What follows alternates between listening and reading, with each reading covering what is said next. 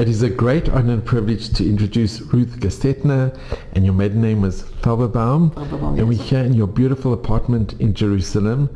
And Ruth, thank you so much. I so appreciate tonight. It's my pleasure. So if you could tell us a little bit about your family coming from Brataslava, and yeah, it would be so important to know the history and. Yes. Well, I was born in 1935 in Bratislava.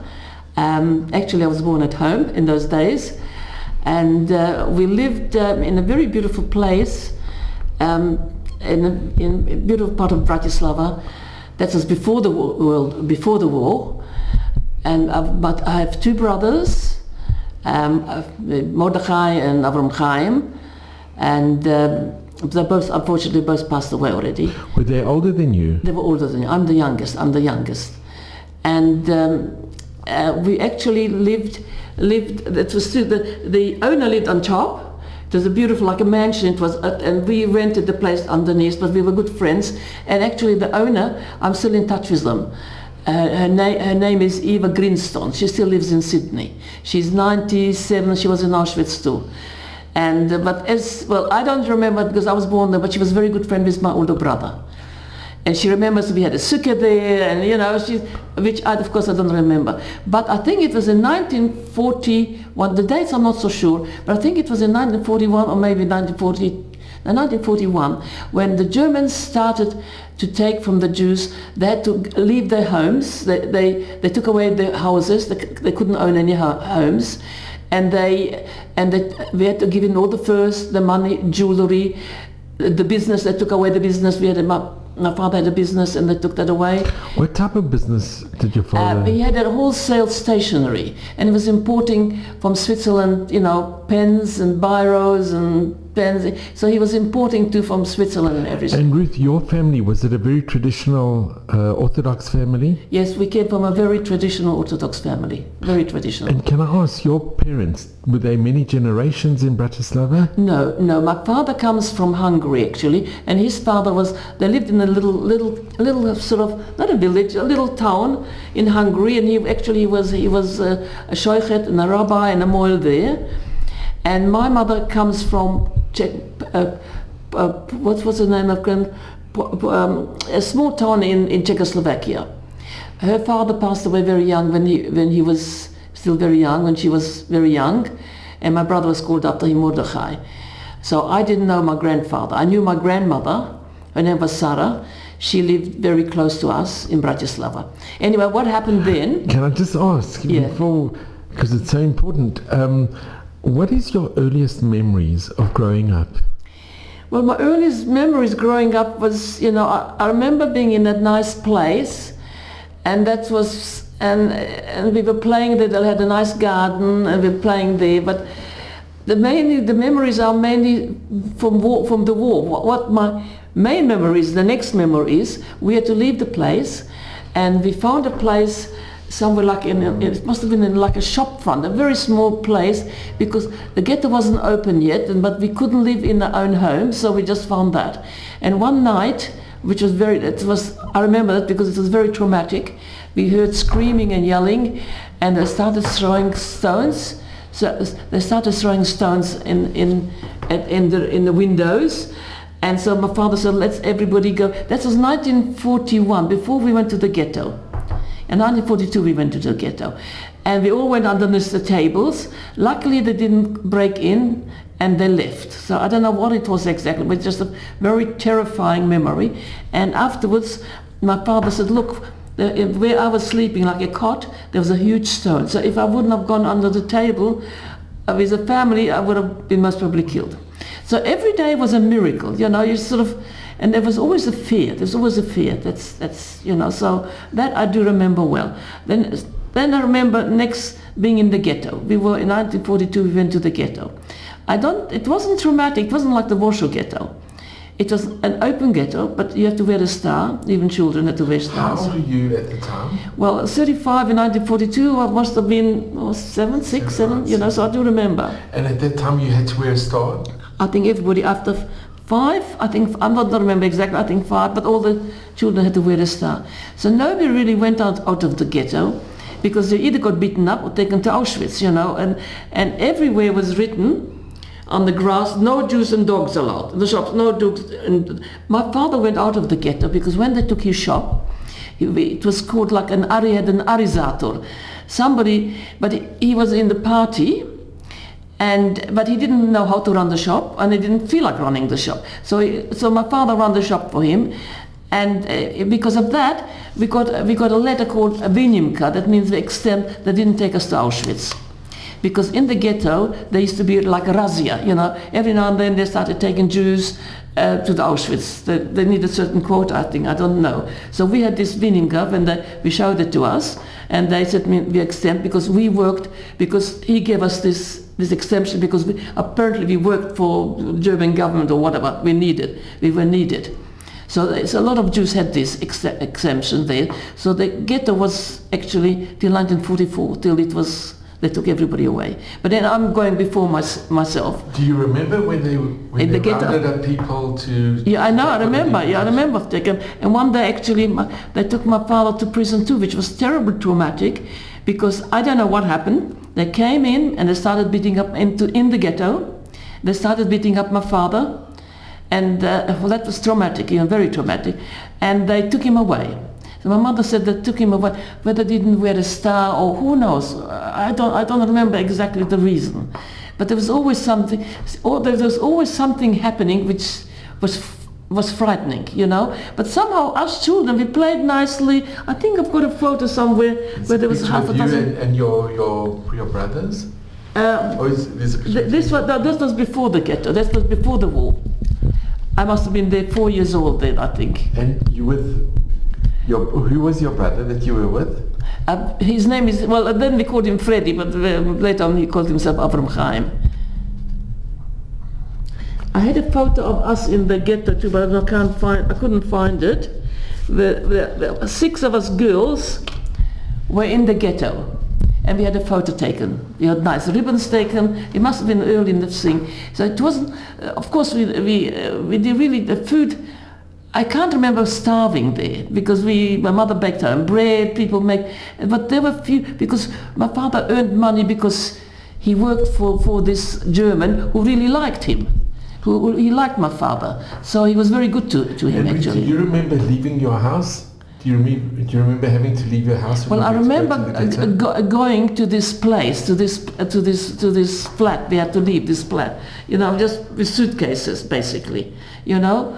But as I was always with my parents and my brother, I wasn't sort of traumatized, you know, because I had the security.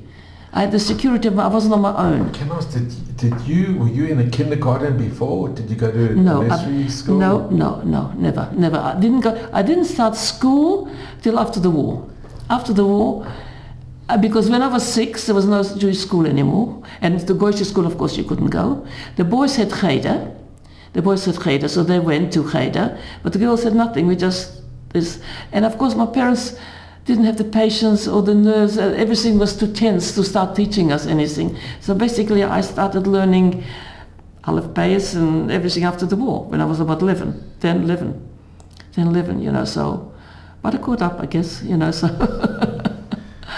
Anyway, so this is, and if you did go out of the ghetto, really it was too dangerous, so nobody went out of, I mean, except people who had to. People were working outside the ghetto for the government, you know, they had to, my father, as I said, my father, although when he went out of the ghetto, he took off his star, but when he came into the shop, he put it back again.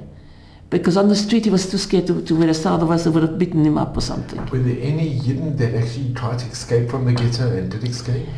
I don't know. I don't think so. Because as far as I know, I don't think so. Where would you escape? I mean, a lot of people had hiding places by this, but you couldn't stay there for years. So they kept these hiding places. They said, when they're going to take us, before they take us, we will go inside there. But it didn't happen. It didn't happen because what happened actually, well, I'm going a bit before myself, in 1940s. So we were there, there was a lot of poverty there because I remember my father used to send coal to, there was some poor all the people they sent cold because of a freezing in winter. And I remember my mother used to send bread to some families because she used to bake her own bread, and we had, as my father was working and he got some income, so we weren't so badly off like some of the other ones who really had no income. And so but people helped each other as much as they could. Was there ever typhus or any deadly diseases or? The what? Typhus or terrible diseases? No, not that I know of. Not that I know of. No, I don't remember being any diseases or anything like that. No. We lived quite a nice communal life in the ghetto, I would say. There was no, as far as I know, I had friends there. We were playing together. We had no toys. I mean, but I can't remember being unhappy or scared in the ghetto. Was there a shul, or did they have services? I don't remember that. I don't remember. There was a shul. Yet in the ghetto there was a shul because it was the Judengasse. It was quite a big ghetto, Judengasse. There was the Kapuzinergasse, and there was a shul right at the top. But I don't remember going to shul. In the ghetto there was a shul. And before you went to the ghetto, do you remember going to the main shul? Or? I don't remember going to shul in the ghetto. No, but before the shul, before... Yes, I remember once. I remember my father belonged to a shul where it was real Pressburger shul, where they had these top hats, these top hats. It was really Pressburger shul, but I think I went there maybe once or twice, but it wasn't for children. It wasn't something for children. It was very formal, very formal.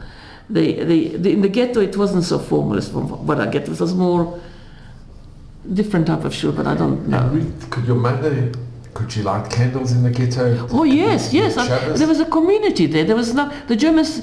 Only the Germans came in when there was a razzia.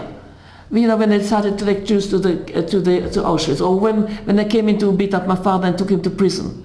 But even then, it was the beginning of the war. He was in prison, and he got kosher food. I remember, I don't know, there was somebody in Melbourne called in Bratislava, Eckstein. What was his first name? Do you remember his first name, Eckstein? Willy, that's his son, Willy Eckstein. I can't remember his first. And I remember going with him in a horse and a cart to visit my father in prison. Because he took food there. That must have been, and then there was still a community. They managed to bring him out of the prison. It must have been in 41 still, somewhere very early.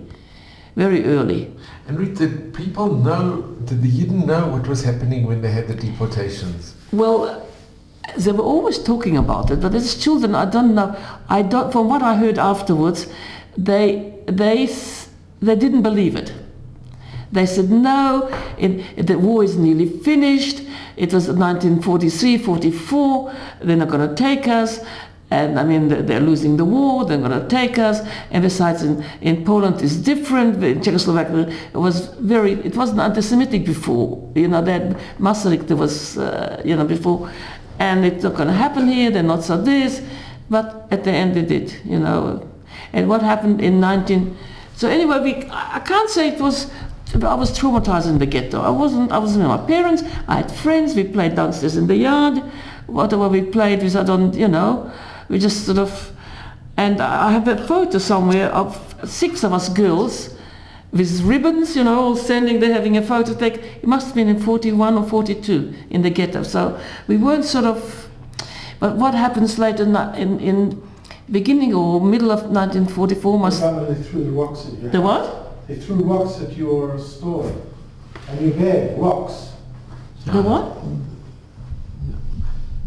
So I didn't quite. When they threw rocks in the house? Yeah, well that was before the ghetto. That's when we left and we went into the ghetto. Because in 42 all the Jews had to go to the ghetto. Anyway, so in 1944, near the end of 1944, beginning of 1944, my father was starting to, everybody was talking what's going to happen, that they're taking the Jews and not taking the Jews. Anyway, my father always said, they're going to take us away, we have to go into hiding or we have to get away. So he sent my mother, but he couldn't leave because he was working for this guy, and he sent my mother and 2 brothers, 3 brothers, no, 2 brothers, sorry, I'm saying 2 brothers. We went to a little village called Marienthal. And when we came there, they were very stupid villages. There was such an old-fashioned village. There was wells out, so there was no running water or anything. It was just one of these old things that we came there because they were bombing Bratislava, and my father didn't want the family to be there, and so that was our story. Because otherwise, they said, "What did you come to the village for?" You know. And how did you manage to get out of the ghetto? Was it? I don't remember how we got out, but I think we just took up our stars and we went on a train. I don't know. I mean, it's all a miracle. I mean, we just went on a train and we went to this place. It's just, I mean, every step was a miracle, basically. How we did it, I don't know. They could have caught us, who knows. And in the village, you know, we pretended that we're not Jews.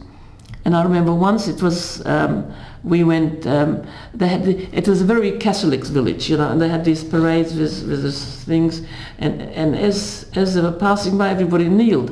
And of course we just stood there and we ran away. Well, they could have known that we're Jews, but I don't know, they didn't. So we were in the village, and just my mother and two brothers, myself. My father was in Bratislava, and just before, a day after Yom Kippur, they took my father. Every night he didn't stay in the ghetto. He had a hiding place. A lot of people had hiding places by Goyim and this and that, like a room to hide, a safe house or something like that. Well, he also went. So at night he didn't stay in the ghetto. He was very cautious because he said if anything happens, it'll happen at night or early in the morning. That's when they usually took them. And so so on Yom Kippur morning, I think the day after Yom Kippur, he came he wanted to go to shul. He came to the ghetto and he saw it sort of empty. He looked around and he saw it empty. So he turned around and went back to the hiding place. And after that, he didn't go back to the shop. But the workers in our shop were very loyal to my husband. They were very good to him. They protected him, and if the Germans came into the shop, one I think put quickly a stun his thing. So they were good. They protected him. Anyway, so he knew that they took all the Jews away because it was empty. So all the family and everybody. So he sent a message as one of the workers to the village that he'll try and get there, but if not, we should go to Hungary. Now, how we were supposed to go to Hungary, I don't know. But anyway, that's what he said. But Baruch Hashem, he managed to get to this place, Marienthal. And so he said we have to we can't stay here because they're looking for Jews, and why are we here? So we decided, my mother had a sister in Budapest, and Budapest wasn't so bad then actually, but in June they took all the Jews from the outlying suburbs, the district. But Budapest had still a ghetto, and they had and I think people could get out of the ghetto there too.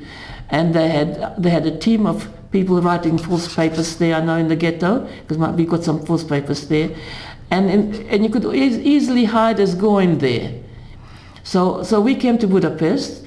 For a couple of days we stayed with my auntie. How did you get to Budapest? Oh, well, that was another miracle. That was another miracle. So what happens? By horse and wagon from the village, we went to the station.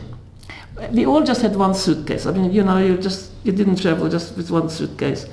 And we were waiting there in the train station to go on a train. And my brother decided he's going to take his film. He was just bar mitzvah, my eldest brother. And my father was arguing with him. He said, don't take it, it's too dangerous. At the end he said, look, if we get to Budapest, if we survive, it's going to be a miracle anyway. So we might as well take it. So we had a passport, but we had no ID and we had no travel papers. And the only thing we had on the passport wasn't written Jude, because we got the passport, my father got the passport before the war, because he wanted to visit his parents in Hungary. And with us, all of us. But then the war came, it was the end of it. So that was a muzzle that he had a passport because he wanted to see his parents. So we all had a passport. Otherwise we could not do.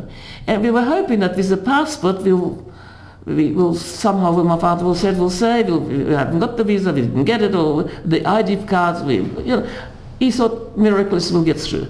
I mean, everything was a miracle. Nothing was but you might say derech hateva, you know. It was all a miracle.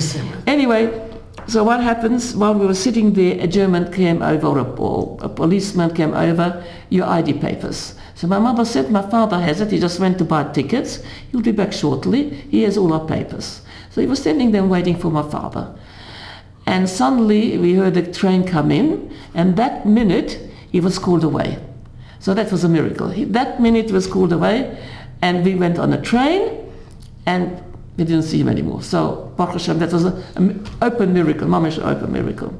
Anyway, we went on a train, and as we got to the border, the train stopped by the Hungarian border, and the border guard got on the train, checking everybody's paper. But my father also noticed not only the paper, but checking the luggage too.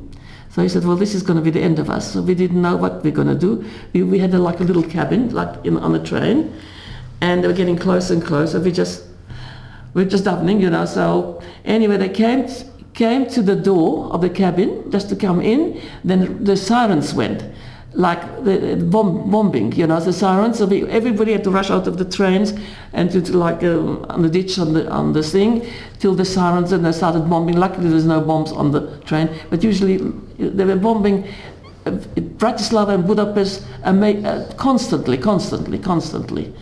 And Baruch Hashem, the bombs didn't fall. Then the things went, the sirens went, we can go back on the train. When we got back on the trains, the guards didn't come anymore. So we just went to Budapest.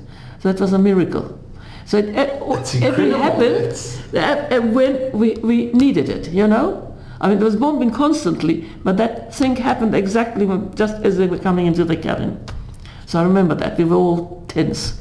Very tense. If they would have opened the luggage, they would have seen the ticket. Not only this, we didn't have the paper, we had only a passport. We had not the ID paper. We had not the visas to go in. No, we had nothing. We just only the passport we had. So it was a muzzle broken. Anyway, got to Hungary. We stayed a little bit with my auntie, but it was too dangerous for her and for us because who are they? And our story was like this. We had to have a story. We changed our names because we got false papers. I think my father got it from the ghetto. For somebody wrote, we got false, I don't know exactly who, but I think he got it from the ghetto from what I remember, from what he told us afterwards. False paper with a different name. And our story was like this, that we come from Banska Bystrica, which is part of Czechoslovakia, and that's where the partisans were very strong. And my father is ethnic German, and therefore we had to leave because they wanted to kill him. So my father looks very much like German. He's blonde hair, blue eyes, speaks perfect German, because in Bratislava all the Jews spoke German, and spoke perfect Hungarian. And my mother too was blonde and blue, and I sort of was brown, and my second brother was also blonde and blue eyes. Do you have a picture of your parents? Yes, I have a picture. Well, this is my father. This when he was old already, but. And this is my father. This is when we were young, so we both sort of didn't look Jewish, basically. I had a good picture for my parents there, but I can't find it now, really. Except my oldest brother, he looked really Jewish. Dark eyes, dark hair. He really looked Jewish. So I think I had somewhere. I can't. Oh yeah, these are my parents. That's my engagement. Ruth, we're gonna just show. Yeah.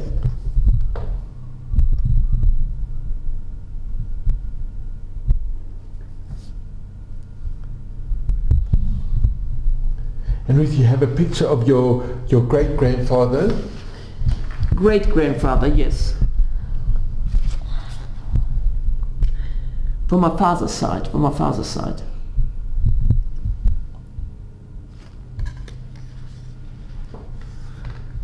And these are my two brothers, like in Australia already. And the picture. Sorry. That's when he was much older already. My father passed away in Israel at the age just before 70. He also made Aliyah with my mother after they retired, but he only lived here in Israel for a year because he had a heart attack and then he passed away. Which one? This one? That's my husband's family. So And Ruth, can I just ask, when you saw your aunt when you got to Budapest, yeah. do you remember that encounter when you met your aunt? Yes, I do It must have remember. been very emotional. It was, but she was terribly frightened. She was terribly frightened. You hear these people come, what will her neighbors? She was also on false papers as non-Jew. Because officially you couldn't be a Jew in Budapest, officially, unless you were in the ghetto. So all the Jews were on false papers, living... And what date did you get to Budapest? Well, we got there in 1944, just before Salas she came in, and it became much worse, when Horthy was still in power. And it must have been after Yom Kippur, must have been, I think Yom Kippur was in September, must have been sometimes in September. So we weren't there too long. But still, even every day was a problem, the fear was there all the time. Anyway, she was very scared, and she wanted us to leave. She loved my mother, but she was very scared. Everybody was very frightened that what will the neighbors say? Will they think that's Jewish? Will they look at us? Every time somebody looked at us, we were scared. What do they think? Do they think they may be Jewish? Would they report us? Because it was terrible. In Hungary, they were looking like Jews, like you would think like diamonds. Everywhere said, if anybody who keeps a Jew will get killed with their whole family. So they're scared. And if you think somebody is a Jewish, please report it. Like they were looking like this matchstick for Jews. It was unbelievable. They had nothing on their mind. It was an obsession. There was the Arrow Cross. It was the Hungarians. The Hungarians were also anti-Semitic, very anti-Semitic. I'll tell you something about with my mother. Anyway, so we found my father somehow managed to find a place to live. And in Buda, he didn't want to live in Budapest because in Buda was the high class and Jews didn't live there. So he thought, well, they wouldn't know about Jews there. So we got a place there, a room actually. He got it unbelievable. He was in a coffee place, and there was a soldier there, and my father was talking to him, and then he says, well, he's here for the ministry. He pretended he works for the ministry, some high official intelligence something or other. He pretended. He had always his little briefcase there, and he spoke. He spoke well, and these officers really believed him, and he got on well with him. And he said to him, I'm going to the front, and I'm sending my family to the countryside because of the bomb. In Budapest was heavily bombed, very heavily bombed. Do you remember hearing? Oh yeah, we used to go to the cellar, which was the worst. Which was worse, because there we were huddled in the cellar, and everybody was sort of looking at us. And I said, no, my mother always said, be careful, don't say anything. Well, I was very shy, so as soon as somebody asked me something, I just didn't answer it.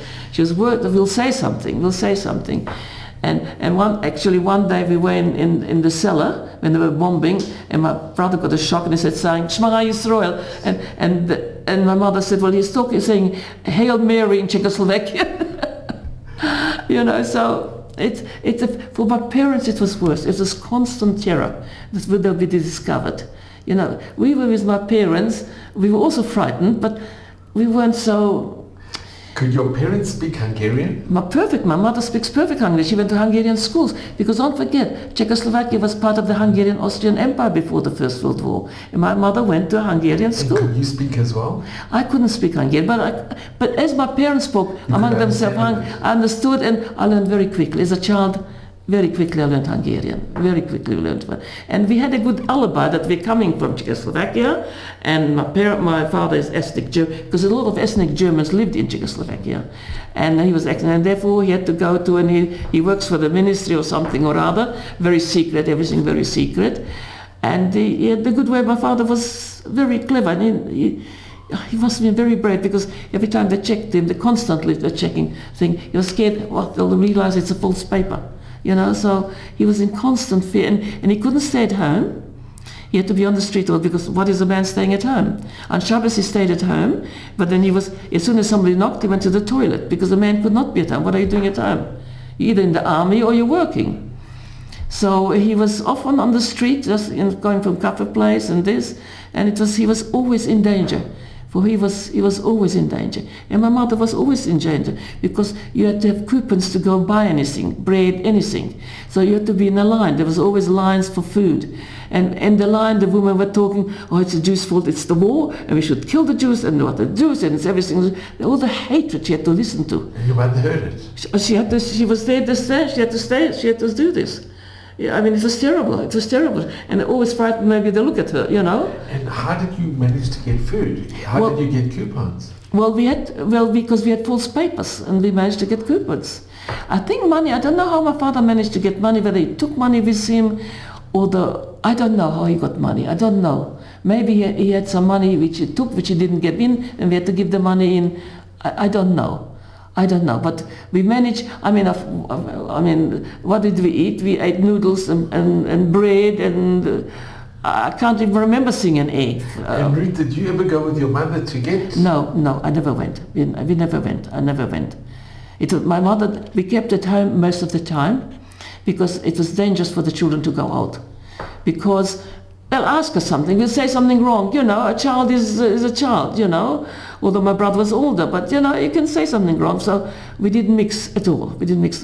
And what happened when Salashi came in, that was, I don't know if you know the history of Salashi came in. My parents put us in a home. I don't know if it was a Red Cross home or a Swedish home. Like it was a Jewish orphanage or something like that, because they were too scared, because it was getting more intense and more intense. They were really determined to find every Jew possible. At that time, did you know that they were deporting Jews from the countryside? No, we didn't know anything. It wasn't known? No. Only after the war I found out. From my husband I found out. I didn't know. Nobody knew that. Maybe my parents knew, but we didn't know. We had no idea. We had no idea. And we had no idea about Auschwitz either. Although there was a Polish boy who came from Poland, he was staying with my auntie. She looked after him. He was taken with my auntie together to Auschwitz. But we didn't believe the stories. We just didn't believe it. And we didn't, I don't know, I didn't know about Auschwitz only after the war, when even well after the war. You know, it's about these places. After the war, because when my father did that, my grandmother was taken to Auschwitz, all my family was taken to Auschwitz from Bratislava, my grandmother, all her sisters. One brother survived also in Hungary on false papers, and the sister in Budapest, she survived. But otherwise, the rest who were from Bratislava, they were all taken to Auschwitz. And they were all killed? Two cousins came back. They actually lived in Israel. Ilse and Erika lived in Australia. Two cousins, another, I think. And one cousin survived because he went, just before the war, they took the children to Israel. He came to Israel on a, what was it called? On some sort of a... like a youth aliyah? Youth aliyah, something like that. Just before the war, he went, and so a few cousins survived, and one uncle, his wife, and a son, he survived. And actually, after when the Germans came, we were together with that family. He just passed away recently, Michi. They lived in Haifa. Can I just ask, did you ever hear the name Gissi Fleischmann or Weissmandel? Only after the war, well after the war, when I got old already. Did your father know Weissmandel? Well, my parents most probably knew. My parents most probably knew about it, but I didn't. I had no idea. I mean, they did everything in their power to try and save the... Yeah, I know, but maybe my parents knew, but my father maybe knew, but I don't know. We didn't know. And anyway, we went at home. But as I said, there was always a miracle. Especially for my parents, what I wanted to say, my mother was something special. She was really special. She was very kind-hearted. How she managed to survive all this, I don't know. I really don't know. With a smile, I don't know. And once she was bought some bread, and there was juice. I'm sure I'm going backwards and forwards. There was juice going to be taken to the Danube, I think, to be shot. They were hungry. I don't know where they came from. I wasn't there. My mother told us about that. and they were asking for bread and for water, and she had bread and she gave it to him. And the other woman said, "You're giving to the Jews bread?" So she quickly ran away. You know, it was a risk of her life. Every day there was a risk both for my father and for my mother. You know, and I said when we were in the bunker, when my brother said the Shema, I mean, you know, the bunker was the worst. We weren't so scared about the bombs as we were scared about the people around us, because they kept looking at us, you know, and my mother had to smile and tell them where we come from and this and that, and it was very, very difficult for them. For us, for myself, for my brothers, it was, as they were older, it was also difficult to, you know, but for myself, I was very shy, and I sort of, when somebody talked to me, I just didn't answer. And what did you do during the day in the apartment? I don't know, I can't remember what we did, but in those days, children were different than today. You know, we just sat around, and, I don't know. I can't remember having a toy. Did your parents try to teach you a little bit of the... No, actually my father was out all day. And my mother, everybody was concentrating on staying alive. You know, there was no such thing as teaching, nobody taught us nothing. No. But my father did put on film every day, and so did my brother. And in hiding, they put it away afterwards, and they put on every morning. And my mother did light candles on Friday night, which I remember, but in little potatoes. Like she cut out half a potato, put the thing, and as soon as it was out, we threw it out. So we did keep as much as we could possible, you know. But I can't remember. I mean, I've not such good memory what we did. You know, I don't know. I really don't know. I can't remember. But the children were different in those days. You know, today children have to be entertained, and I don't know. Maybe the situation. Who knows? When your parents sent you to the home, was it a type of orphanage? Or? It was a Jewish orphanage. It was a Jewish orphanage, as far as I know. And there was all Jewish children there. And there's all Jewish children, and the staff was Jewish. I don't know if it was under protection of Swedish or Red Cross or what it was. I don't know. Was it hard to say goodbye to your parents when you were? No. We were there because we knew it was only temporary, and my brothers were there with me. So I wasn't alone. I was never alone. Anyway, there's a few incidents there which I don't know. It wasn't Frum or something. I don't know what it was. Anyway, one day we got like minced meat. Of course, there was never meat there, but one day it was a big thing, we got minced meat. So my brother looked at me, my eldest brother, who's already past bar mitzvah, he said, "That's strafe, we can't eat it." I remember that. And instead we got bread and jam. I mean, they didn't mind. I mean, they were Jewish, but it looks like, I don't know. I don't know. I mean, those people, I don't think so. They're worried about kashrus very much. But we were particular. We never ate meat or anything. We didn't eat food with a hechsher, but we never ate treif, actually. We never ate treif. And one day, actually, my mother went to buy oil because she baked her own bread. And the woman decided, only Jews buy oil because they use dripping. The Goyim used dripping in those days, you know. And so again, my mother said, "Oh, well, my husband's got a bad stomach and he can't eat the dripping or something." Oh, she had to have this excuse. I mean, they were the heroes. My parents were the heroes. I mean, how they survived, I don't know. Nerves, you know, there's nerves. But anyway, Baruch Hashem. So one day we were in this orphanage, and one day the Germans came in to take us to the Danube. Well, I didn't know what was going to happen. I just saw the German soldiers. We were a bit frightened. We kept together, and they all said, you know, we kept together the children. But at the end, they didn't take us. But what happened? My two brothers jumped from the window. I don't know how they did it, but they did. And they knew where my parents lived. I didn't even know where my parents lived because they didn't want to tell me in case, you know, it's dangerous. So they told my parents what happened. So my father thought, well, he knew if the Germans are in there, after 1 or 2 days they're going to take us to the Danube to be shot. That's what they did. Sometimes they just went in, tore up all the papers and just took the children. Yeah. Anyway, so he decided to come and pick me up. He came there and he saw a goy coming out.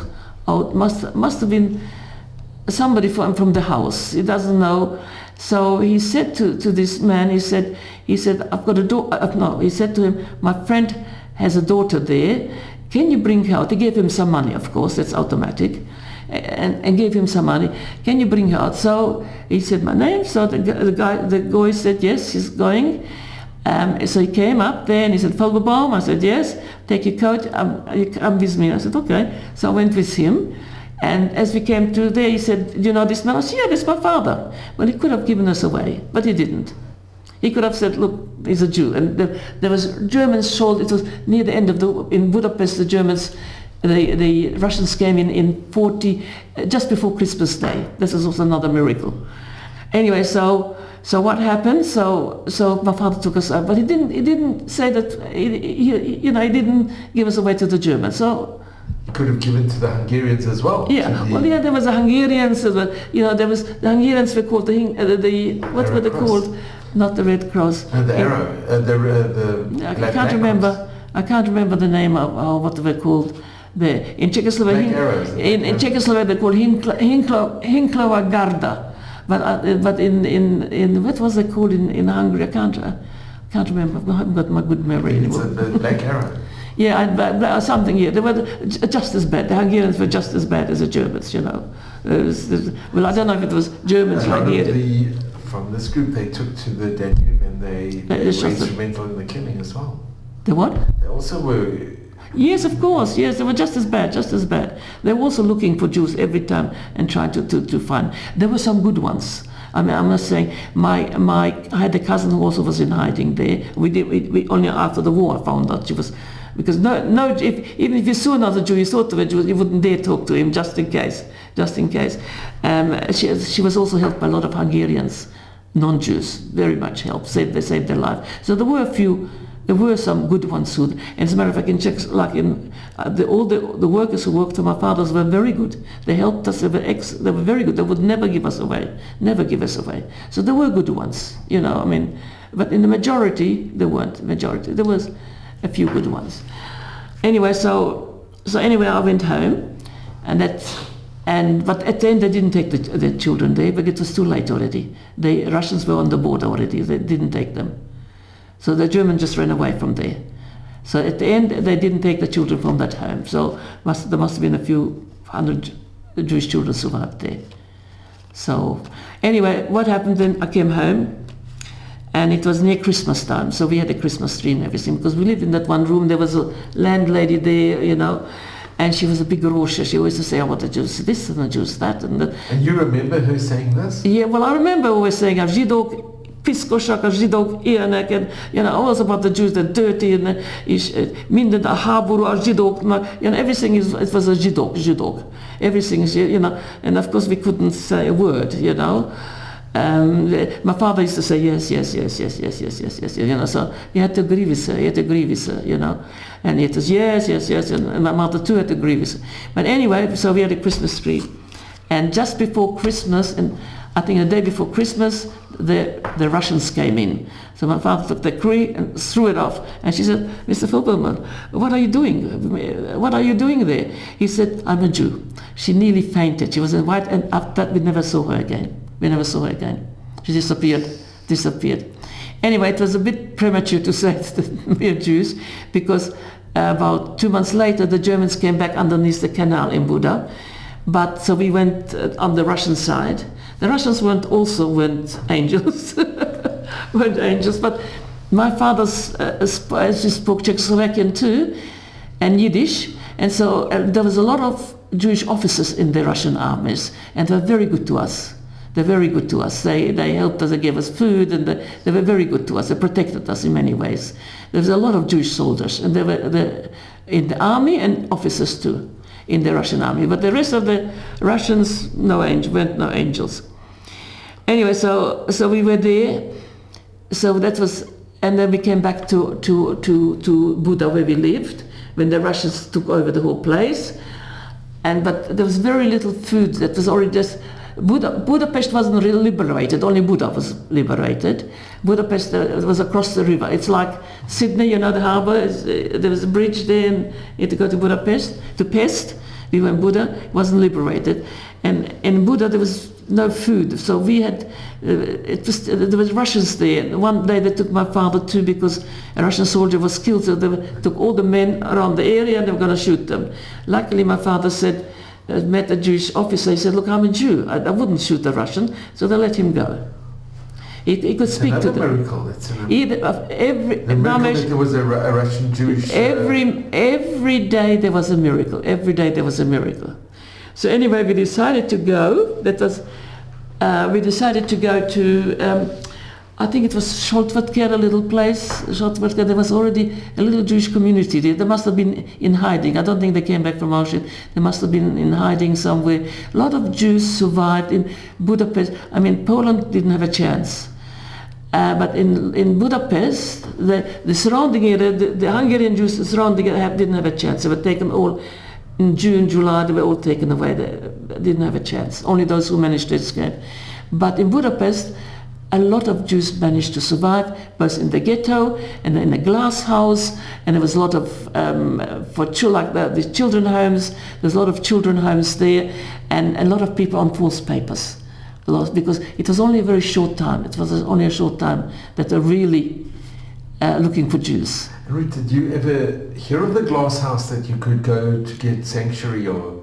We didn't know about the glass house. Only after the war we knew about the glass house. A friend of mine who from when we met after the war, there was, all of us got together in Melbourne. We were all the same age. Similar age, we all went through the same similar thing. None of them were in Auschwitz. But one friend of mine was with her parents in Glass House.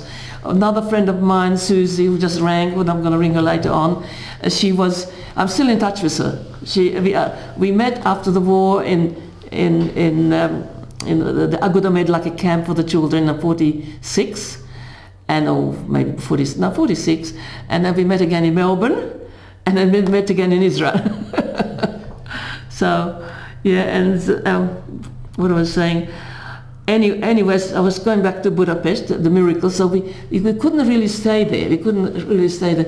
So my uncle, who also survived on my mother's brother, his wife and his son Mishi, we were there together after the war, and they managed to get a horse and a buggy, and we decided to go into Scholtwertker. Now that took us about 3 weeks because we had to practically walk there. I mean, the children were on the back, and it was also a miracle. The whole thing went into a river, and luckily we weren't sitting on it, so we didn't get in the river. So every day was a miracle. Every day was a miracle. And so anyway, we got to Scholtwertker. I think we were there over Pesach. Over Pesach we were there, I remember that, and after Pesach, when Bratislava, after the war, because Pesach finished, the war finished only after Pesach. And that Pesach, did you manage to have matzah? I don't remember. I really don't remember. I remember we had chicken soup. I don't remember. Maybe they did, maybe because there was a Rav there, which I can't remember his name, not the Poporov. There was a rabbi there. Maybe they made hand matzahs there. They could have made hand matzahs. Maybe. I'm sure we had matzahs. I'm quite sure that we had matzahs. Not machine matzahs, but they most probably made hand matzahs, because they were liberated. Hungary was liberated already in December, January, but the war wasn't over till after Pesach. So, I mean, the people, I don't think so much, didn't start coming back only much later.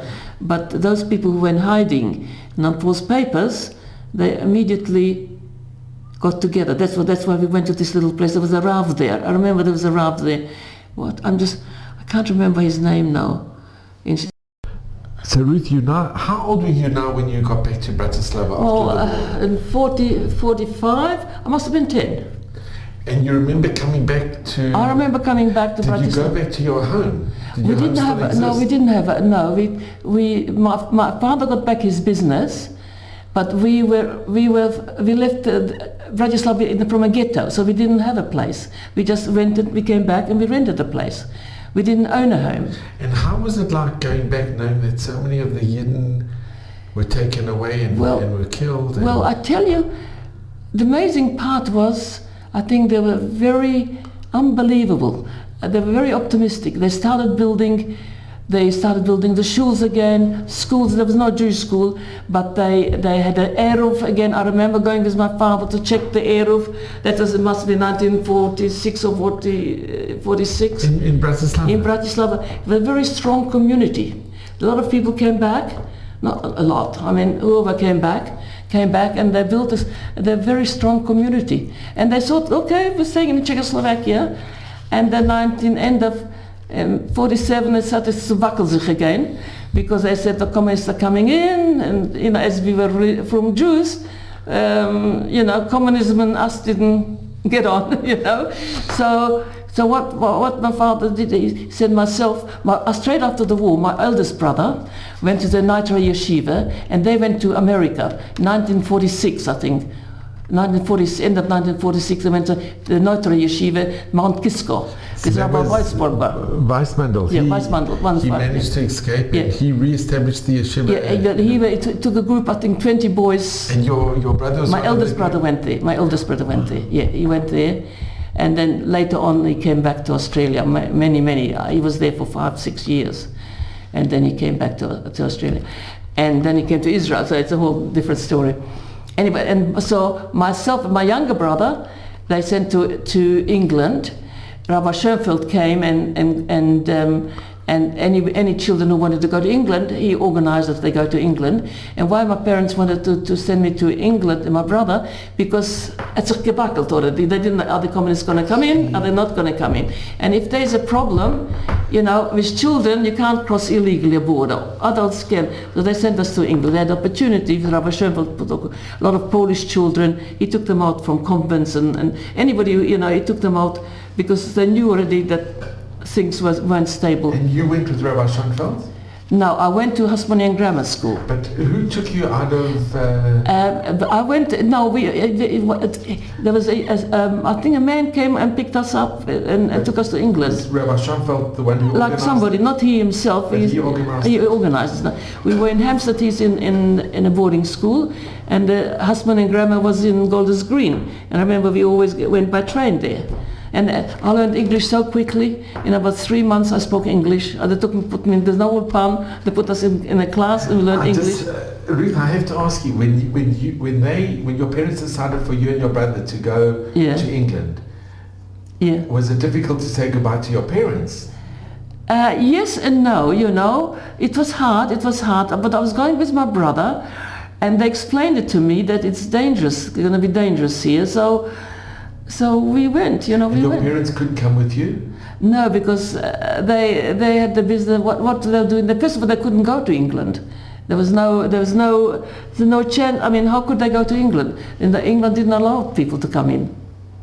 Schoenfeld only took children. It took only children. So there's no. And do you remember that the journey going with your brother to England? Not very well. Not very. I can't even remember how. I think we went by plane.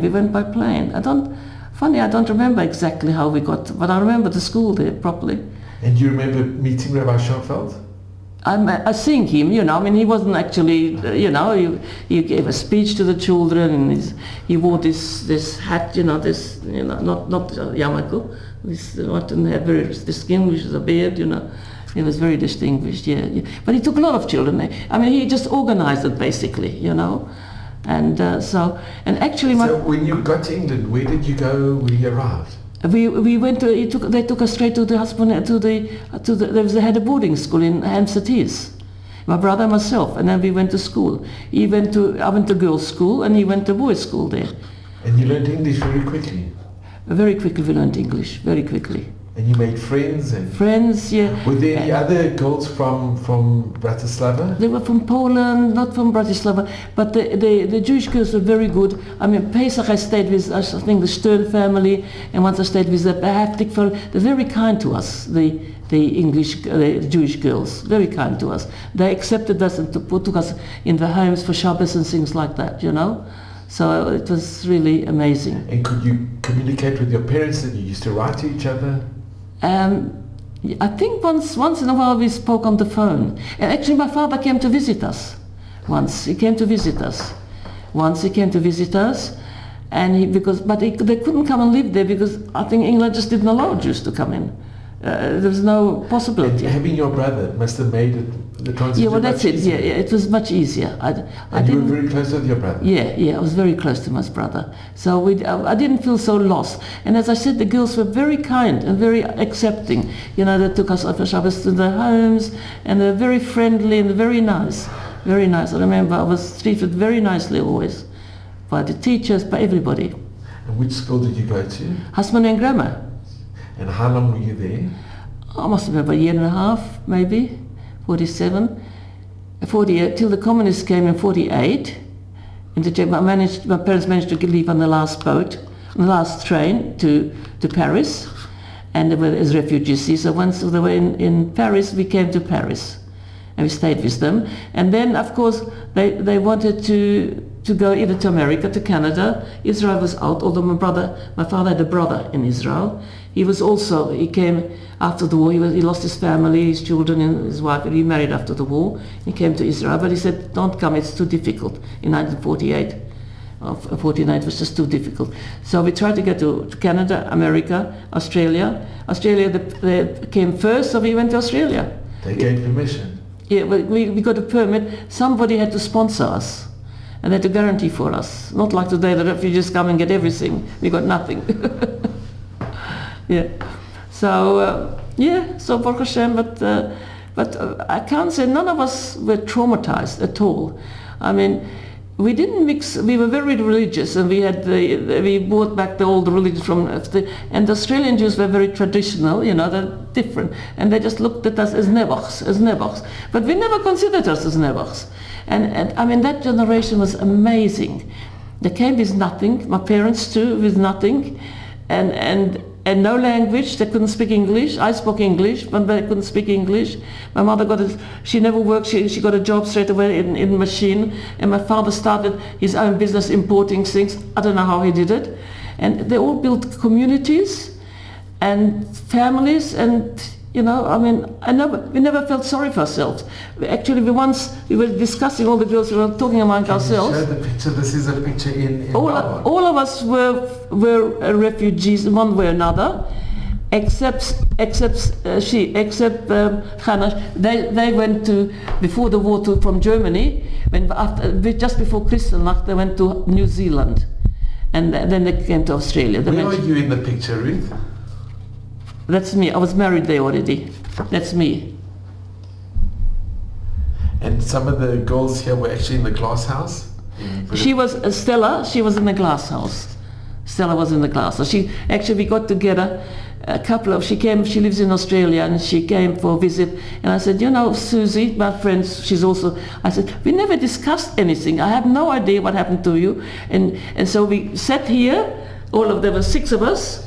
And we decided, each told us our stories, and one friend of us also recorded it on a video somehow, stories, because we never sort of looked back. We weren't traumatized or anything. We enjoyed ourselves. We played tennis, went to school, and we kept in a group, because my father was the president of Das Yisrael. It was very, very, how should I explain it? It was very interesting. They didn't mix with the outside world. Not at the beginning. Later on, of course, yes. But at the beginning, we kept very separate from the rest of the Australian. They did help us. The joint helped us a lot financially. The joint. You've heard about the joint, yeah. They helped us a lot financially. And the Australian Jews, they helped us in some ways, but they looked at us as nebuchs, you know. They were very we were very religious. We were dressed differently, you know. Sort of, there were different types. So they didn't. Ruth, can I ask you, when you were in London, yeah, and when you were at school, did you tell the girls that you were friendly with what happened to you during the war? We never talked about it. Did anybody ever ask you? Not really, not that I remember. No, we just got on with our normal lives, learned English. You didn't feel very different from the other girls? No, it didn't bother us. Didn't bother us at all. I never had this. I never remember having this, being traumatized or have fear or feeling different or feeling inferior. Never asked you to tell the other girls what had happened to you during the war? No, they never asked me, and I wasn't interested in telling it. It wasn't something that I thought was important. It happened. And that's, And how long hadn't you seen your mother since you were in England? well, about a year and a half, 2 years, not long, a year and a half, because in 48, as soon as they came out from in Paris, we joined them in Paris. And how was that encounter when you were with your brother when you saw your parents? Yeah, well, it was amazing, but you know, it's that's how it was. But Baruch Hashem, you know, Baruch Hashem, we got together, and then also from there, also we were in a home, because my parents were as refugees in one room or something. So there was also like well, I don't know, a home for children. Just was this outside, in Paris? Just outside of Paris, just outside of Paris. And how long did you stay in Europe before you went to Australia? We must have been about a year, I think, maybe a year. In France? I can't remember going in school in France. I don't remember going to school in France at all. No, I can't remember going to school in France. I don't know why, but I can't remember. In England I went to school, that's where I learned English, I learned to read and write and, you know, everything. But in France I can't remember going to school. And do you remember the boat trip going to... So from Australia? Yeah, I do remember. I was so sick. 6 weeks we were on the boat. What was the boat? Sirenia. And there was a lot of... and did it leave from the south of France? It left from Genoa. From Genoa. From there we went to Genoa, and from Italy where we went on the boat. And I had a lot of friends on the boat, which... Well, you know, even after when we came to Australia, we were good friends together, and there was a lot of young men. It must have been at least 15 or maybe even more young men who lost their parents and everybody. They came to Australia, but no, they were happy and well. There was no. I can't remember anybody being sad or depressed or anything like that. I can't remember. And there was one family, well, she's now a grandmother. She was 2 years old then, now she's a grandmother already. You know, we were sort of, we became friends, and we laughed about it. You know, we were in the Syrian together. They called it Schiffsschwester, you know. And these young boys, they had nobody, no family. One of them had maybe a cousin and uncle, and they built up families, communities. They stayed frum.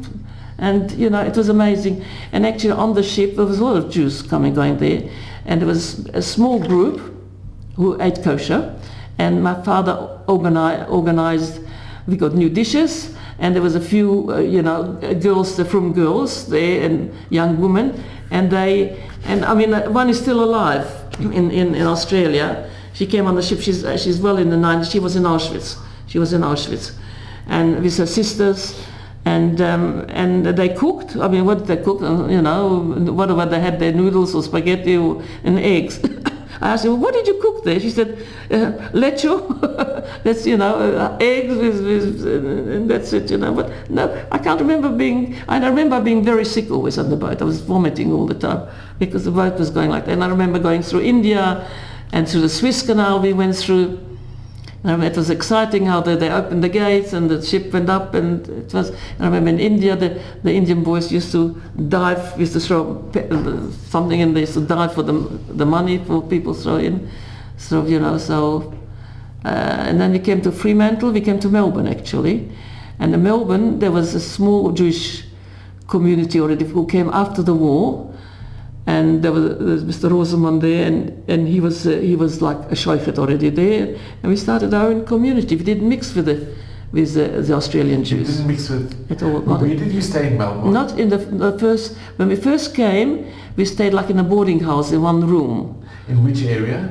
In St Kilda, which is a Jewish area. And we davened. We came just before the first day of Slichas. We just came before Rosh Hashanah, and there was like a shul there in a shop. They had a little shul in a shop.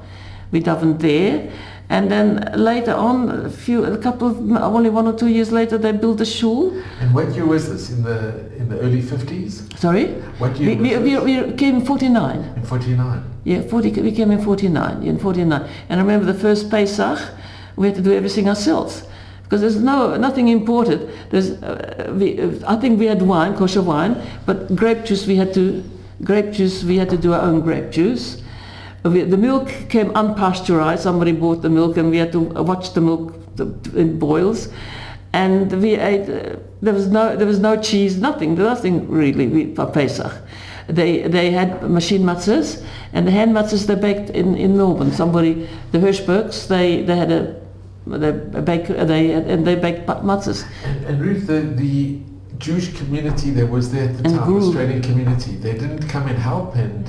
Well, we were different. We didn't want the help because we were very traditionally Orthodox, very, very, very, it was a different thing altogether. Later on, yes, but at the first few years we built our own shul, our own school, our own mikveh, everything ourselves. Everything. Our own school? You had our own school. My father was mixed? We did not mix at all. We did not mix at all. I can't remember ever mixing at all. I went to Goyish school, of course, because there was a few Jews go, but mainly we had like a good of us girls. There was a family, Roseman. Every Shabbos we went there, and there was all the girls from Europe. They went there. And you never had Jewish Australian friends? No, never. No. Later on, maybe no. I didn't have any Australian Jewish friends at all from outside. No, only. Your parents didn't have friends, Australian Jewish friends? No. We only mixed together. In Melbourne, the Adas Yisrael was very insular, very, very insular. Not now, but at first, because they all had the same background, the same religious, mainly Hungarian. Mainly Hungarian background of Hungary, Bratislava, the few from Poland, and a few Lubavitchers from Russia. Then they came to the Adas, who had this very religious outlook, and we didn't mix at all. Maybe later on we did, maybe, but not at first. I mean, we didn't feel sorry for ourselves. We were happy. We had camps and we had Purim plays and we didn't. Do you know Rabbi Kimche? His parents were there too in Australia, and they were also in our circle. His father, Rabbi Kimche's father, was a secretary or the treasurer of the Adas Yisrael. And he worked with my father together. So Rabbi Kimche is a direct descendant of the Radak.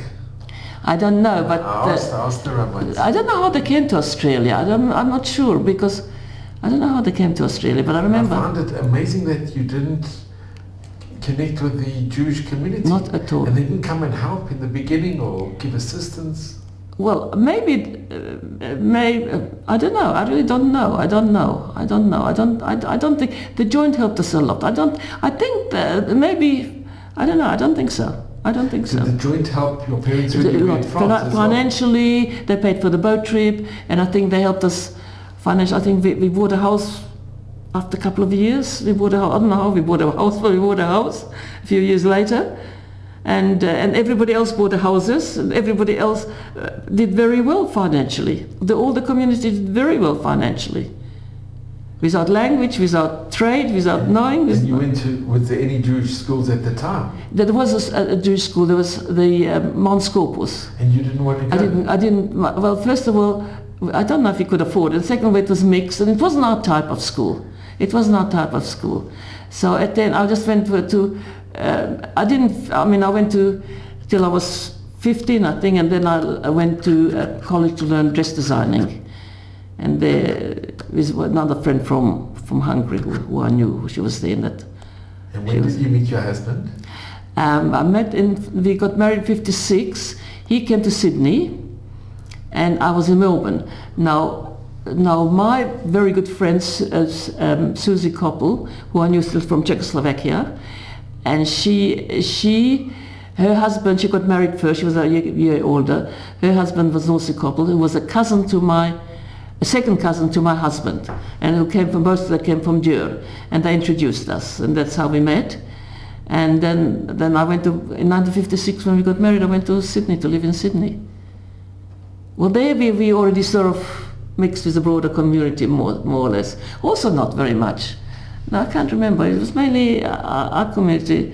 When I belonged to the Adas, the Yeshiva, I don't think we mixed very much with the broader community. You have a picture of your husband's family?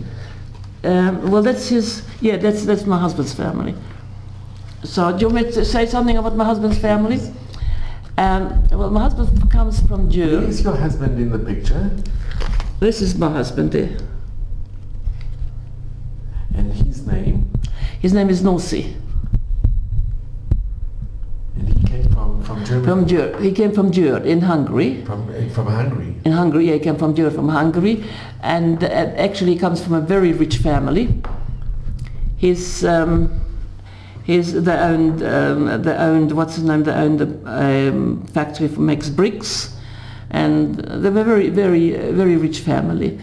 And also they could have gone for Israel maybe right at the beginning. They could have, but they said no, it's not going to happen in Hungary. It was again the same old story. In the picture, can I ask Ruth, is the lady? Is that? That's his sister. She was the only one who survived. She went to Auschwitz, but she survived.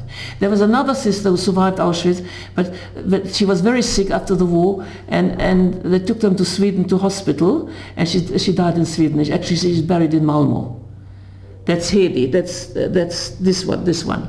So from the picture, who survived? She was the only one who survived. And your husband? And my husband, yes, and my husband.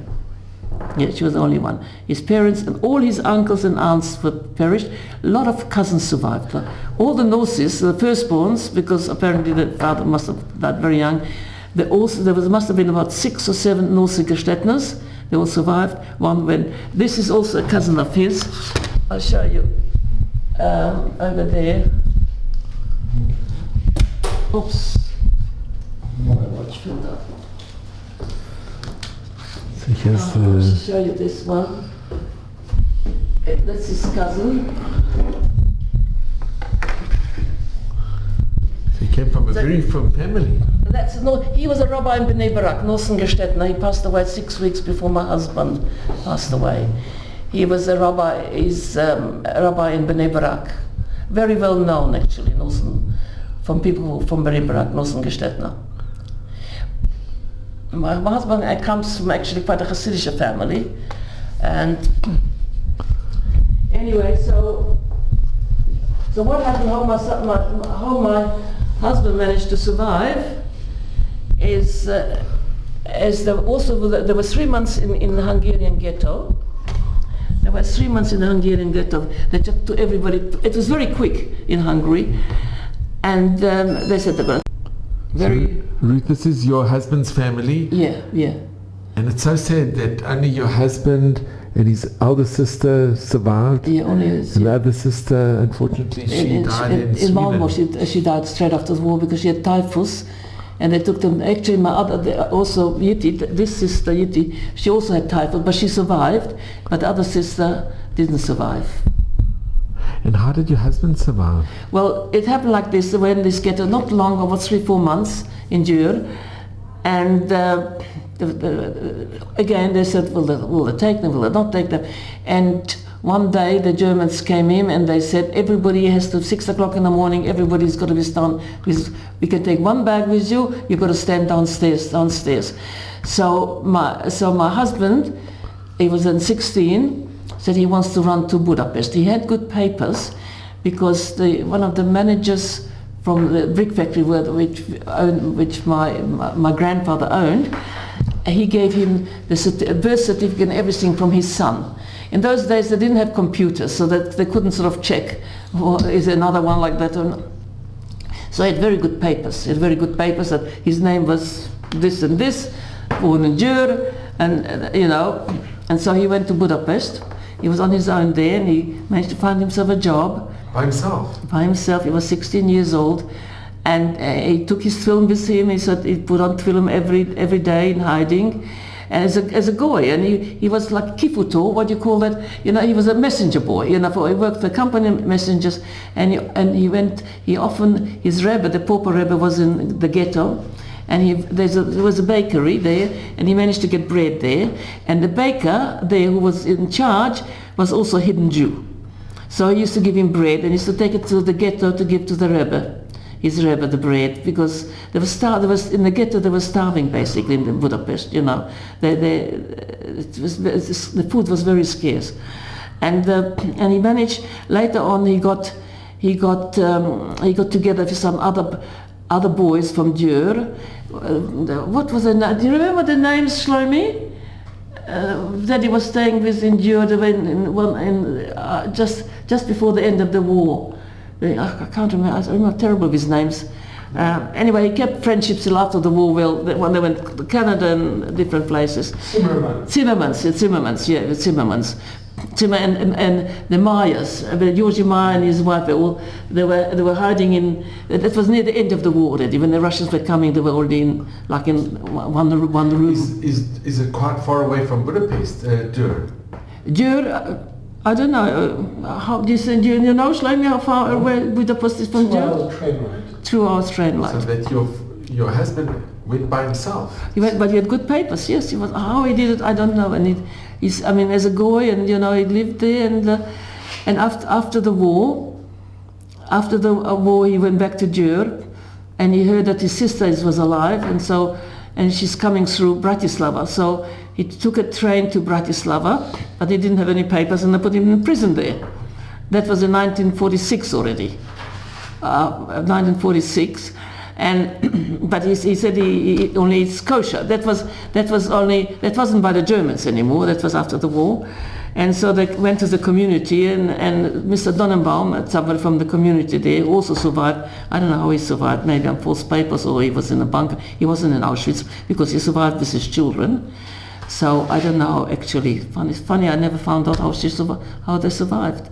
Come to think of it now, I can't. She was my good friend, and I don't know how she survived. And you never spoke about it? We never spoke about it. It's amazing. We never spoke about it. She was my good friend. Now I come to think, I don't know how they survived. You made an event here. The what? You made an event here. Yeah, I know. That's when the first time we started talking about it. We decided we had to talk about it. We don't know. Is that crazy? We were together so many years, good friends, and they all come from ex-Melbourne girls. And one was the daughter of an ex-Melbourne. She was born after the war, but she was telling about her mother, how she survived. She was in the crematorium already when they called them out. And she said, today, Baruch Hashem, she had only one child. And today she's got a big family, 6, 7, kind of horror. It was. I don't understand myself. Now that you mention it, I have no idea how she survived. And she survived his whole family, the Donnenbaums. One of the sons lives here. He's married to a good friend of mine. So I know the grandparents and the children too. So one day I'll have to find out. So because your husband didn't have the papers, they put him in jail? No, he didn't have the travel papers. He was a young boy, yeah. They put him in jail. Anyway, they came and they took him out of jail and put him in there, and they looked after him. And then he met his sister, and they went together back to Győr. And his sister, they got back all the properties and everything back, whatever they owned. But they were young kids, and the sister, the traumatized young kids. She was in Auschwitz, and they understood. And so, instead of selling everything and going, they just kept going. And then the communists came and they took everything again. And they just managed to run away in 1948. My sister-in-law got married in Győr. And I think the first son was born there in Győr. And then as soon as the communists came in, they had to leave. And so they left everything and came into Vienna. And they were like in a displaced camp or something like that there. And my husband was there for 2 years, and my sister-in-law came out to Sydney also. I don't know the reason why. Maybe they had no family there. But also the first came, and the permission came, instead of they couldn't go to America, they went to Australia. People sort of said, they went where they could go. So it was unbelievable when you think of it.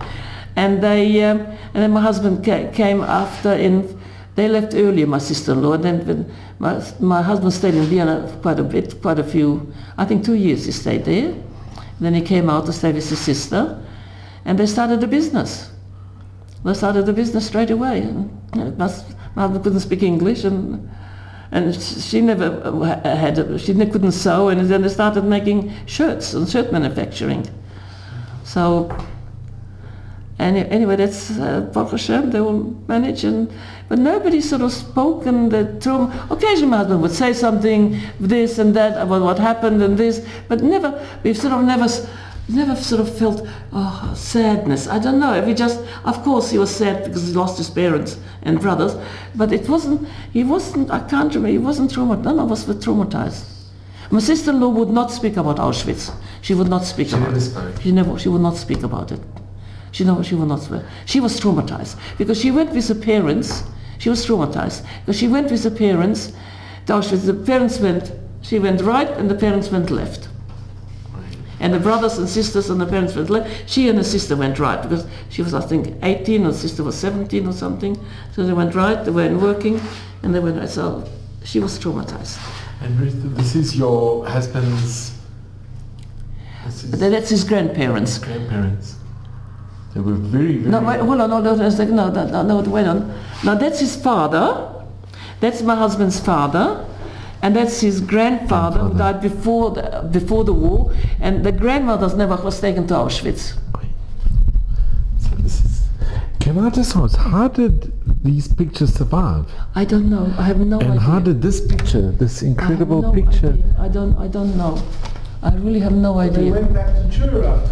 Well, after the war, they went back to Jura. And was the house still there? Yeah, they lived in their own home. The furniture was everything was remained? there. Everything My was father went back in 1980, and the same furniture was there. Trying to get back the property. He was trying to get back the property, but we couldn't get it back because they said they sold it here. The furniture was there. This was a heavy old furniture. You don't mind? I wasn't there. No, but... Yeah. So your father went back to... In around 1980, was it? I don't remember what year. It was Yossi went there with Yossi. And he couldn't get it back? He tried with lawyers and this. They wanted to give him 5,000 American dollars for everything, so he said no. Could he take anything with any pictures? Maybe he got some of the pictures? 1980, no. There were people living there, living there. But he did go in, and that he was very traumatized on that trip.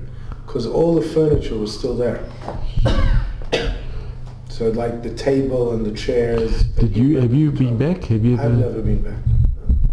My youngest son went. Yeah. Yossi, my youngest son, went with him. And Ruth, have you been to Budapest? Have you been? I went once to Budapest after the war with my mother, where the communists were still there, because her sister was still alive. Her sister survived. That sister I told you about when we met, but it was very depressing. The communists were there, and her sister said, "Don't say that you're going to Israel," because we were coming to Israel to my niece's chasana, to cookies chasana, and so it was communism there, and she was scared that the communists also. So we stayed there maybe 3-4 days. I never went back to Bratislava.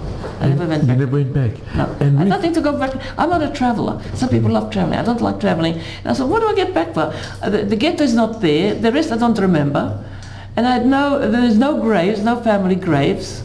So I said, what do I get back for? And Ruth, that aunt, when you came to Budapest...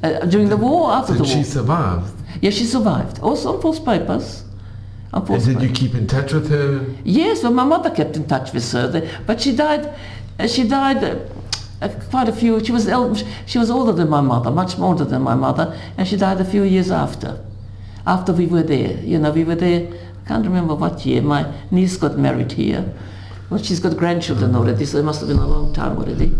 And Ruth, can I just ask, when you moved to Sydney, was it a difficult move to leave? Yes, very difficult. It must have been hard to leave your parents. Yeah, it was very difficult. No, it was a different community, and I had all my friends. I had very good friends there since we all came in 49, 48 together, and we all had to learn English. If you can show that picture, it's the most amazing picture. We had there was a lot of that was at whose engagement? I think it's Stella's engagement. And here we are also together, all of us. Susie, this is my good friend Susie. Susie, who was a shotgun. She was my good friend Bratislava. And this is Susie Yellen, who just rang me now. If you can just show the picture. And this is Stella, who was in a glass house with her whole family survived. Four brothers and a sister in a glass house. She said it was a terrible day, but at least they survived.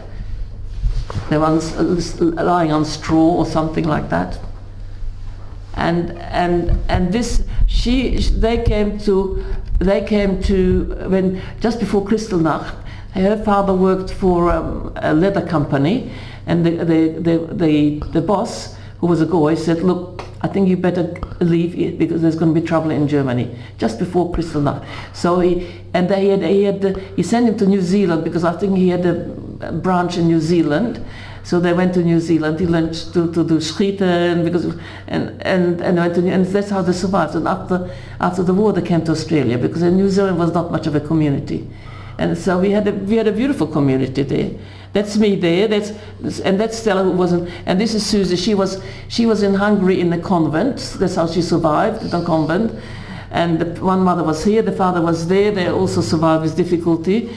And this is Susie, my friend. I don't know how she survived. She survived with her family. Her father took my husband out of prison. He was head of after the war. He was the head of the Brataslava community. He was a president, the Russia Corps, and I don't know. The whole family survived, so I don't know how. They must have been either in hiding or as going or something. They weren't in Auschwitz. They definitely were not in Auschwitz. And see, from Auschwitz, families did not survive. If a family survived, it was only survived. They were either hidden in a bunker, or they were hidden by goyim, or on false papers. Families did not come back from Auschwitz. My mother and most of her sisters and their husband died. So this is from your mother's side? My mother's side. This is the memory of... Yeah, they... And Ruth, with you and your husband, did you speak a lot about what happened to you both during the Shoah? We didn't speak a lot about it. We just mentioned that it was always incident what happened to him. Is that once when he was, he mentioned to me that he went to the ghetto to give the Rebbe the bread, and he found out that the baker was also a hidden Jew. So incident he was telling me. Another incident told us one day somebody says in Hungarian it says to eat mozog min the Jido. That means you move like a Jew. He says, oh, how do I know who my father is? Something like that. It's an incident he was telling us. And that when the Russians came in, they were together with these few Jewish boys, and he was the only one who went out to get some bread or some food because they didn't dare go out because they were older. He looked very young. He looked like a 15-year-old. So. I mean, you can see he looked very young then, so he got food for them, and he told of certain incident, but we didn't sort of go into long discussions and when you were growing up, not because we had, I don't know why, it just wasn't important. It just wasn't important. When you were in Melbourne with your parents, were most of the friends were survivors? Most of the people they were all survivors. They were all survivors. They were all survivors. We were all survivors. That's why we were so different from them. And did they speak with each other, with your parents? Did they speak with their friends? Nobody talked about the past much. Nobody talked about the past.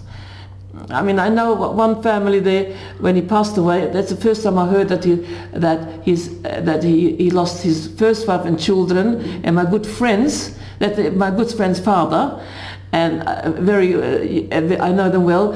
Before that I didn't know that, and he remarried after the war. I mean, we didn't discuss it, these things.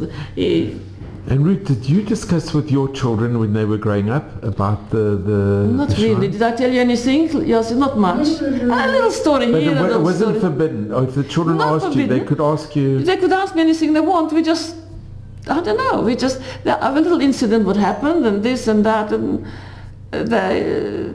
But they had a very normal upbringing, very normal upbringing. You had a normal upbringing, Shlomi? I think so. Because a lot of families are so traumatized. No, you weren't traumatized, were you? None of my kids were traumatized. Baruch Hashem, they're very happy. My grandchildren are happy. And Ruth, I have to ask you. Yeah. Just from what you told us, yeah. your family was incredible that they kept the emunah throughout. Very much. My father was very strong. It was a very big part of your... Yeah, very strong, very strong. As a matter of fact, that's what he always thought, that he hated having to say that he's not Jewish during the war. He just hated it. And that's why as soon as he heard that the Russians are coming, he threw down the Christmas tree and told them, I'm a Jew. He just hated it. But, so... And Ruth, if I could ask you, what message do you give to your children, your grandchildren, to the future generations? To have faith in Kadosh Baruch Hu, and that's the only thing that can help us.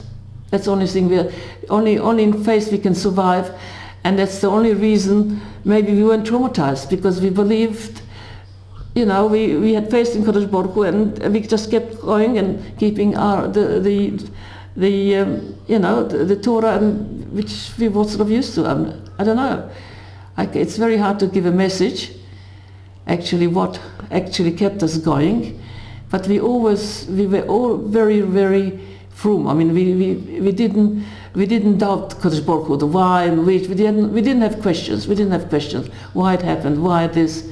Today I have more questions. Why good things happen to good people? Why bad things happen to good people? I've got more questions today than I had then. Today. And all your kids are from? All the kids are from. And my grandchildren, Baruch Hashem, yeah, they're all different levels. But and coming to Israel, you happy? Very happy, very happy. What happened when I came to Israel? I mean, my son has been living here for 30 years. How long have you been? 28, 30 years with his children. And when my husband passed away, I was thinking, it was this emptiness, it's just, what do I do now? What do I do now? Yeah, he was sick, he had Parkinson, I was very busy with him, Baruch Hashem, I managed. And when my other son, who you met, said, Mom, I'm going to make Aliyah to Israel. I said, you know what, I'm coming with you. And I said, look, I've got children here and grandchildren, so I said, I'll come here, and I'm very happy here. I'm very, very glad I came. It's special to live in Yerushalayim. I'm very happy here. I have friends, and I've got a very good life here, quality of life. I've got shiurim and friends I've got here, and children and grandchildren. It's wonderful. And great-grandchildren. I've got a lot of great-grandchildren. Baruch Hashem. Baruch Hashem. So Ruth, I just want to thank you. This is really, for me, it's been such a tremendous I think you're doing it. Ruth, it's been the greatest chut. I think you're doing it amazing. I am so grateful to you. Ruth, your story is just absolutely Nissim after Nissim. Yeah, well, you see the Kodesh Baruch Hu in every stage. That you're alive, that your family... And even I see Nissim today. You just have to look for it. You just have to look for it, Every day I say, Well, Ruth, you should just be blessed with all of Hashem's blessings. May Vesrim in good health. You too, please God. Mazel and brocha, and meeting your family. It's been such a schut. It's the please God, you too. You're doing a wonderful job. You're doing really special. I so appreciate this, Ruth. You're really doing a fantastic job, and you can be proud of yourself that we're doing it, and you're keeping the Jewish history going. The emunah, the Jewish history going, which is important for the younger generation. Ruth, I so appreciate it, really. Thank you so much. I think you're doing a wonderful job, really. You're amazing. You're amazing how you do it. You give your time and effort. Ruth, it's people like you, and really, it's you are such an example for all of us, and you must continue smiling and just have nachas. It's wonderful. So one of the stories my father would tell us, he had many miracles. One is that when he was hiding as a Christian, a non-Jew, and he had a job in a bakery, and he was able to get bread to deliver to to the Puppe Rebbe, to the Gestetner cousins, different people. Friend Zimmerman, I think, was also one of them. So he was delivering bread, and he was caught by the Hungarian Nazi police. I don't know if it was Hungarian, Gestapo, and they would take you to the police station, and very quickly they'd find out if you're Jewish. It wasn't hard for them to figure it out. And they were taking him to the police station, and basically it was over. And one of the policemen who caught him and who had him there met his girlfriend. And the girlfriend said, come with me, we're going out. He says, no, I'm going to take the Jew to the police station, or to the Gestapo, wherever it was. And she started arguing with him, and the girlfriend, convinced the policeman to leave the Jew and to come with her and wherever they were going out. And he was saved. Maybe it was Eliyahu Navi. Yeah, that's what I remember. It's a miracle. Yeah. And Rob, can I ask, being a second generation, how did it feel growing up with parents that both are survivors and being in Australia? Well, I can tell you, I moved to America for yeshiva. I went to Israel to yeshiva, to America to yeshiva, and I got married to an American in Brooklyn, and then as Lubavitchers, I went on shlichus after our marriage to Skokie in like 1991, 92, something like that. And we were in an apartment building in Skokie, corner of Dempster and Skokie. And in the apartment, Skokie was a lot of elderly people lived there. So there was survivors, but our building and many of the people were Americans, elderly people who the whole building, we brought down the age by 20 years, but the whole building were all in the 70s, 80s, maybe older, That was the building that we were living in. It was an apartment building. Most of the houses, it's mostly houses there. And so we were meeting all these people, and I could not believe it. I never met a person who was older who spoke English without an accent. Because in our shul, in yeshiva, they were all Polish Jews or Hungarian Jews or Russians. So everyone spoke Yiddish. If they spoke English, it was with an accent. So it was like a complete shock to meet Jews who were American. I never saw anything like it. It was like strange, like American Jews, like, wow. And in shul, people, Mr. Schuss would talk about Auschwitz and the Lager, was geschehen and dies and the Teuben and wie es gewesen Eibischte. It was always, they were always talking about it in shul. And did you have any friends who had grandparents, or that was... Also very Nobody few. had grandparents. It was unusual. I mean, my mother had parents, so I had a grandmother who lived with us. But most people did not. They didn't. No one had grandparents. And did you have Australian Jewish friends, or did you mix with the community? Yeah, well, those. I mean, we were in Jewish schools, so there were Jewish kids. But you went to the yeshiva. Only the people in the yeshiva. Because I think today the community is much more connected. Yeah, of course, it's completely different today. Yeah. But in the beginning, it's so sad to think that they were... Yeah. Well, the shul we went to were all survivors. So the Rav spoke Yiddish, till only later that he started speaking English. Right. And then my father would walk out because he spoke English in shul. Well, I must tell you, your mother is exceptional, and you come from an exceptional family, and it's so wonderful to see that you are doing such an amazing Avodah in Israel with He's amazing. no, really, and you should just continue. He's got a lot on And his shoulders. Mayanot is doing wonderful for Am Thank Yisrael. God. It's good. So thank you so much as Thank well. you. Thank you. Thank He's you. got a reply.